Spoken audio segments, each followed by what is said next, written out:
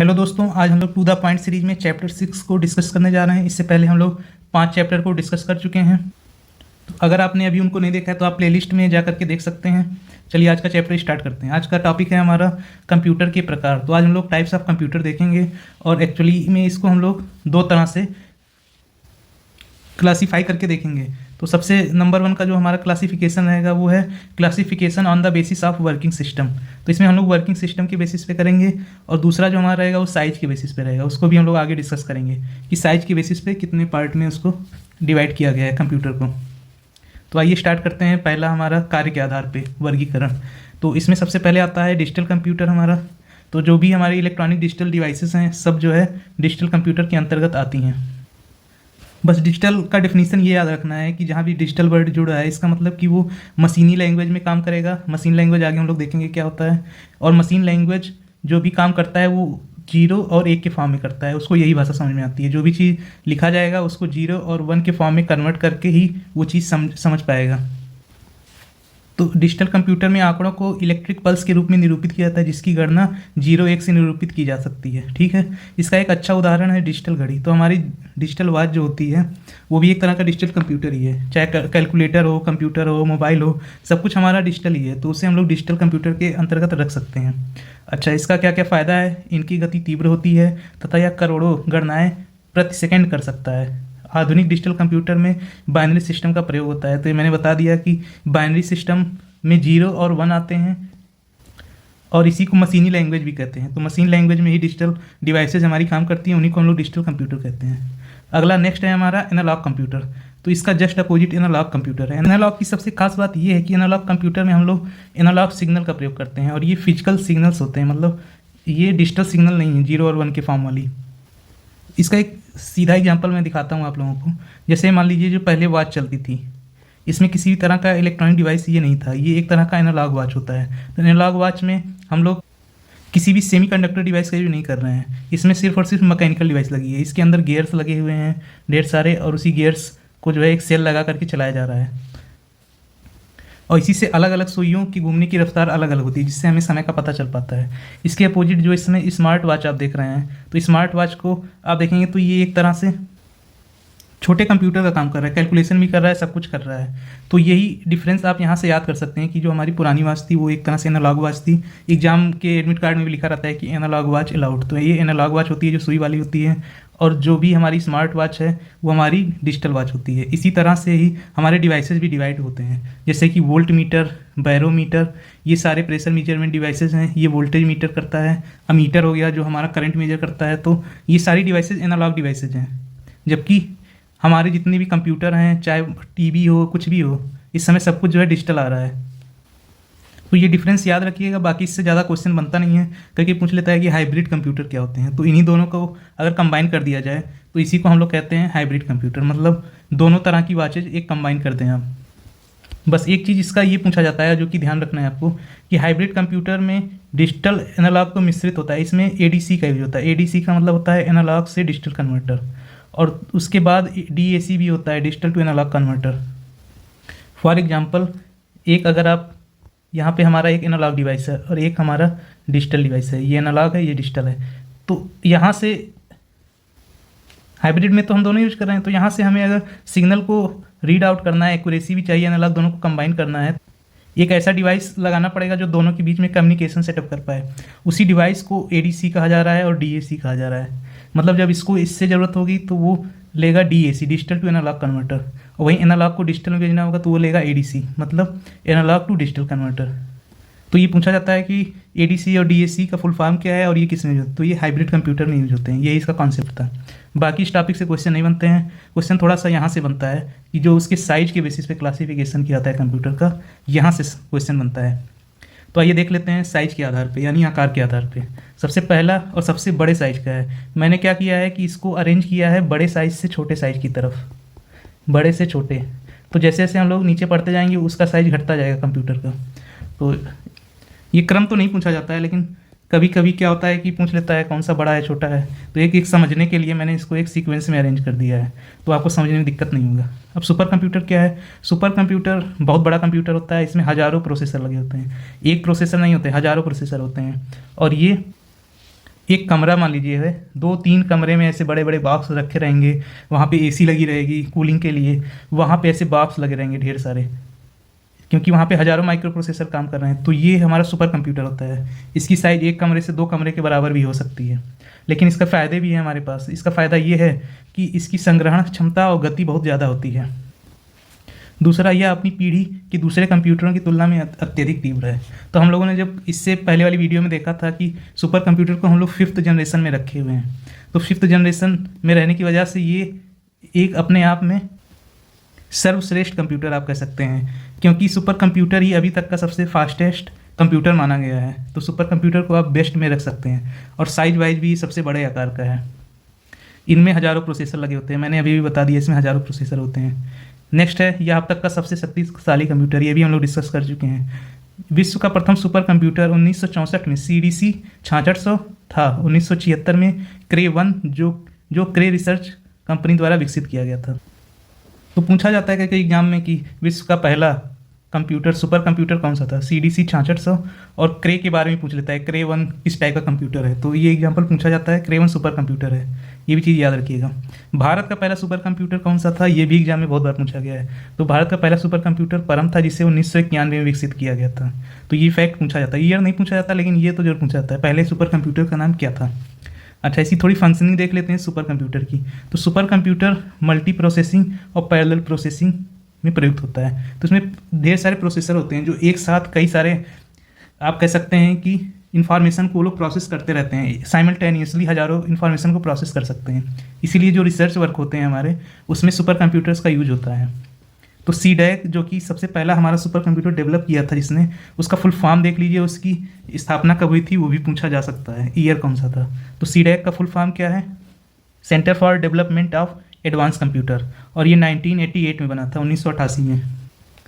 तो भारत में जो ये कह सकते हैं कि कंपनी है या गवर्नमेंट एजेंसी है जो कि सुपर कंप्यूटर पे ही काम कर रही है, वो क्या है, CDAC है। तो CDAC ना सिर्फ सुपर कंप्यूटर काम कर रही है, AI से रिलेटेड वर्क हो गया, क्वांटम कंप्यूटर अभी हम लोग देखेंगे क्या होता है। तो सारे वर्क को कौन डील करता है, CDAC करता है। 1988 में इसकी स्थापना हुई थी, और इसका फुल फॉर्म पूछ सकता है, centre for development of advance computer. पहला सुपर कंप्यूटर परम था, जिसे 1991 में इसने बनाया था। ठीक, अच्छा, कुछ इंपॉर्टेंट सुपर कंप्यूटर के नाम देख लीजिए, जैसे प्रत्युष और मिहिर। इनका यूज इस समय वेदर फोरकास्टिंग में हो रहा है। वेदर फोरकास्टिंग में ढेर सारे पैरामीटर होते हैं जिनको एक साथ प्रोसेस करके तब प्रेडिक्शन दिया जाता है कि बारिश कब तक होगी। तो इन्हीं सब सुपर कंप्यूटर्स का यूज करके इसमें फोरकास्टिंग होती है। तो इससे हमारा जो है एक्यूरेट रीडिंग आती है, और कहीं ना कहीं जो फोरकास्टिंग है उसमें भी सुधार आया है। अच्छा, एक इंपॉर्टेंट चीज़ कभी कभी पूछ सकता है या हो सकता है ना भी पूछे, लेकिन सुपर कंप्यूटर की जो स्पीड है उसको पीटाफ्लॉप में नापा जाता है। अगर क्वेश्चन थोड़ा सा डिफ़िकल्ट बनाना होगा सुपर कंप्यूटर से, तो इसकी स्पीड के बारे में पूछ सकता है कि ये कैसे नापा जाता है। तो पीटाफ्लॉप से बताया जाता है कि 1 पीटाफ्लॉप है, 2 पीटाफ्लॉप है। इससे इसका स्पीड पता चलता है जो भी सुपर कंप्यूटर हैं, और उनका हम लोग कंपेरिजन कर पाते हैं। तो सुपर कंप्यूटर इंपॉर्टेंट टॉपिक है, 5th जनरेशन के कंप्यूटर हैं, ये हम लोगों ने पहले ही देख लिया था, और इसमें हज़ारों माइक्रो प्रोसेसर होते हैं। साइज वाइज भी सबसे बड़ा कंप्यूटर है, और इसका मैंने CDAC का भी पूरा डिटेल बता दिया है कि CDAC जो है 1988 में स्थापित हुआ था, और इसका काम ही है सुपर कंप्यूटर बनाना। ठीक है, नेशनल सुपर कंप्यूटर मिशन, कभी कभी इसके बारे में पूछ सकता है। तो नेशनल सुपर कंप्यूटर मिशन कब लॉन्च हुआ था, मार्च 2015 में। तो ये एक फैक्ट के रूप में याद रखिएगा, कभी पूछा जा सकता है, क्योंकि ये कंप्यूटर से रिलेटेड ही टॉपिक है। अगला इंपॉर्टेंट कंप्यूटर है मेन फ्रेम। तो सुपर कंप्यूटर से छोटा होता है और बाकी कंप्यूटर से बड़ा होता है, इसी को मेन फ्रेम कंप्यूटर कहते हैं। अच्छा, इसका यूज कहाँ किया जाता है, तो यूज के बारे में अगर बताएं तो मान लीजिए कोई कंपनी है एक बड़ी सी, उस कंपनी में बहुत सारे फ्लोर्स हैं, बहुत सारे काम करने हैं, बहुत सारा डाटा स्टोर करना है, उसको प्रोसेस करना है, मेन प्रोसेसिंग ज़्यादा करनी है, तो वहाँ पे हम लोग मेन फ्रेम कंप्यूटर का यूज करते हैं। और ये इस तरह से समझ लीजिए है, एक मेन हमारा कंप्यूटर हो गया जिसको मेन फ्रेम कहते हैं कंप्यूटर, और इससे कई सारे हम लोग यूजर्स को जोड़ सकते हैं सिस्टम के थ्रू, ढेर सारे सिस्टम कनेक्ट कर सकते हैं, और उस ऑफिस का काम जो कि बहुत ज़्यादा प्रोसेसिंग का काम था उसको ईजिली हैंडल किया जा सकता है। इसमें डेटा भी बहुत सारे स्टोर होते हैं, तो इसकी स्टोरेज कैपेसिटी भी ज़्यादा होगी, स्पीड भी ज़्यादा होगी, लेकिन ये सब कुछ सुपर कंप्यूटर के कंपेयर में कम होगा, बाकी कंप्यूटर के कंपेयर में ज़्यादा होगा। और दूसरी चीज़ मैंने इसका यूज बता दिया, बैंकिंग, अनुसंधान, रक्षा, अंतरिक्ष क्षेत्र, यहाँ सब इसका यूज होता है। तो ये याद रखिएगा, ये मल्टी यूजर है, एक से अधिक लोग एक साथ काम कर सकते हैं, इस चीज़ को याद रखिएगा। और इसमें जो ऑपरेटिंग सिस्टम होता है, ये चीज़ हम लोग आगे देखेंगे ऑपरेटिंग सिस्टम क्या होता है। तो Multics operating system main frame computer में यूज होता है और इसको बेल लेबोरेटरी में बनाया गया था। तो ये फैक्ट इससे जुड़ा हुआ पूछा जा सकता है।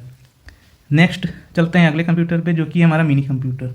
मिनी कंप्यूटर क्या होता है? ये आकार में मेन फ्रेम कंप्यूटर से काफ़ी छोटे होते हैं। इसकी संग्रहण क्षमता और गति अधिक होती है। तो कुल मिला के वही कहानी, सबसे टॉप लेवल पे सुपर था, सुपर से नीचे मेन फ्रेम आया। उसके बाद अगर स्पीड और क्षमता की बात की जाए तो तीसरे नंबर पे मिनी कंप्यूटर आता है। अच्छा, इसका साइज कम हो गया। मेन फ्रेम का साइज आप देख रहे हैं बहुत बड़ा है, लगभग आधे कमरे के बराबर हो गया। लेकिन मिनी कंप्यूटर छोटा है, किसके कंपेयर में? मेन फ्रेम के कंपेयर में। लेकिन माइक्रो कंप्यूटर और पर्सनल कंप्यूटर इन दोनों से बड़ा है। तो थर्ड पे हमारा मिनी कंप्यूटर आता है। ये आकार में मेन फ्रेम से छोटे होते हैं और इसकी संग्रहण क्षमता और गति अधिक होती है। इस पर एक साथ कई यूजर काम कर सकते हैं। तो ये मैंने बता दिया। बस मेन फ्रेम का ये छोटा वर्जन समझ लीजिए, ये छोटा है, इससे भी कई सारे हम लोग सिस्टम जोड़ सकते हैं ऐसे। बस उतना ज़्यादा इसका सिस्टम नहीं जुड़ सकता या उतने सारे यूजर नहीं रह सकते जितने कि हमारा मेन फ्रेम में थे।